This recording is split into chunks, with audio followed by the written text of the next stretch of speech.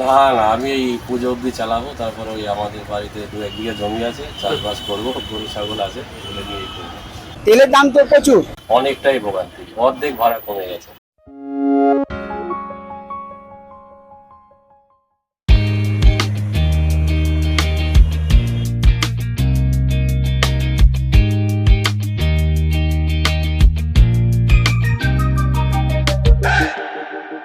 আলাপ টিভির নতুন একটা এপিসোডে আপনাকে স্বাগত জানাই।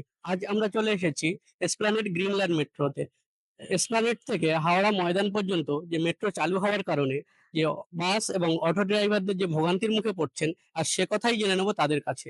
এই মুহূর্তে কিভাবে সংসার চলছে তাদের, কেমন আছেন তারা, দিনের পর দিন ঢুকছেন তারা বাস স্ট্যান্ডে দাঁড়িয়ে, তারা কতটা ভোগান্তির মুখে পড়ছেন এবং আগের মতো মানুষ আসেন নাকি মানুষজন এসি বা অন্যান্য ভাড়া কমের জন্য মেট্রোকেই বেছে নিচ্ছেন। চলুন জেনে নেওয়া যাক সে বিষয়ে তাদের কাছ থেকে। এই যে হাওড়া ময়দান থেকে ধর্মতলা মেট্রো চালু হওয়ার জন্য কতটা ভোগান্তির মুখে পড়ছেন আপনারা? আমরা কত ভোগান্তি, কিন্তু এখানে 150 টাকা 200 টাকা হাওড়া পেতুম, কিন্তু আর পাওয়া যাচ্ছে না। 10 টাকা মেট্রো ধরে ওরা হাওড়া চলে যাচ্ছে, আমরা এখানে বসে থাকি। এই মিডিয়া বই নিয়ে যাই, সকালবেলা আসি, সন্ধ্যেবেলা চলে যাই, গাড়ি গ্যারাজ হয়ে যায়।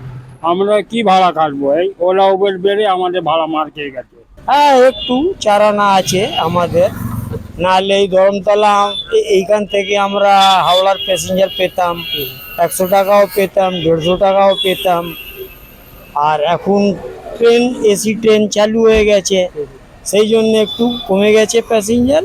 ওর থেকে কোনো চিন্তা নেই, যে যাওয়ার ট্যাক্সির লোক ট্যাক্সিতে যাবে।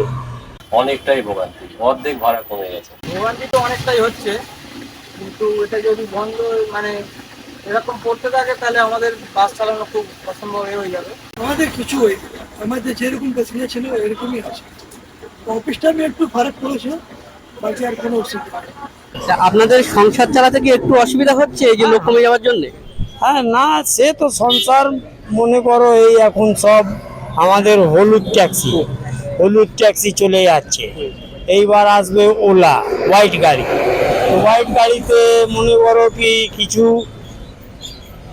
ড্রাইভার মোবাইল চালাতে জানে না, কিছু ড্রাইভার মোবাইল চালাতে জানে। যে চালাতে জানছে তারা ডিউটি করবে, যে জানছে না ওরা কি করবে বেচারা, ওরা বসে থাকবে, অন্য কাজ খুঁজবে। এইটাই হবে আর কি। কি হলো, এরকমই চলছে, টুকটাক করে চলছে, কি করবো, সংসার তো চলাচ্ছে। ওইভাবেই চলছে। আগে আমাদের 1000-1200 টাকা হতো, এখন 700-800 টাকা হচ্ছে। মালিকরা গাড়ি চালাতে পারছে না, ব্যাংকের খরচা বের করতে পারছে না। যাদের নতুন গাড়ি আছে তারা কিস্তি দিতে পারছে না, এই পরিস্থিতি চলছে। এই যে আপনাদের যে ভাড়াটা বলছেন যে 100-150 টাকা, মেট্রোতে 10 টাকা, যার জন্য লোক মেট্রোতে যাচ্ছে, কিন্তু সেদিকে ভেবে যে লোক কম হচ্ছে, আপনারা কি একটু ভাড়া কমাবেন নাকি এরকমই ভাড়া থাকবে? আমরা কি ভাড়া কমাবো? আমরা যদি 3জন 4জন যাচ্ছে 150 টাকা নিচ্ছি, আমরা বেশি নিচ্ছি না, তো ওই ভাড়া থাকবে। যদি তেল সস্তা হতো তো আমরা নিজেই 70 টাকা চলে যেতাম, 80 টাকাতে চলে যেতাম। তেলের দাম তো প্রচুর। কিন্তু মানুষ কেন বেছে নিচ্ছে বাস বা ট্যাক্সি ছেড়ে মেট্রোকে? মেট্রো ধরছে এই জন্য কি তাড়াতাড়ি যাবে, এই জন্য মেট্রো ধরে নিচ্ছে। কিন্তু 8 ঘন্টা ওয়েট করতে হবে, ওটা দেখতে পাচ্ছে না। গাড়ি আসলে তো তাড়াতাড়ি চলে যাবে, 8 ঘন্টা তো বসে স্টেশনে ওয়েট করছে, ওটা দেখতে না। ট্রেনে ধরলে হাওড়া থেকে 15 মিনিট 10 মিনিটে হাওড়া ময়দান চলে যাচ্ছে, ওইটা দেখছে না। এটা দেখছে না কি 8 ঘন্টা স্টেশনে বসে থাকতে। মেট্রোতে তাড়াতাড়ি পৌঁছে যাচ্ছে, জাম হচ্ছে না। বাসে গেলে 40 মিনিট টাইম লেগে যায় ধর্মতলা থেকে হাওড়া পৌঁছাতে, 10 মিনিটে মেট্রোতে পৌঁছে যাচ্ছে। এই জন্য মানুষ চলে যাচ্ছে মেট্রোতে। 10 টাকা, আমরা 150 টাকা নিচ্ছি, তো আমাদের ট্যাক্সিতে যাবে? ট্যাক্সিতে যাবে না। অন্য কি কোনো রাস্তা ভাবছেন ইনকামের, নাকি এটাই চলবে? এটাই কোনো কাজ জানি না গাড়ি ছাড়া, আর কি করবো।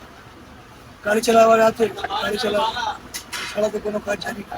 না না, আমি এই পুজো অবধি চালাবো, তারপর ওই আমাদের বাড়িতে 2-1 বিঘা জমি আছে, চাষবাস করবো, গরু ছাগল আছে, এগুলো নিয়েই করবো।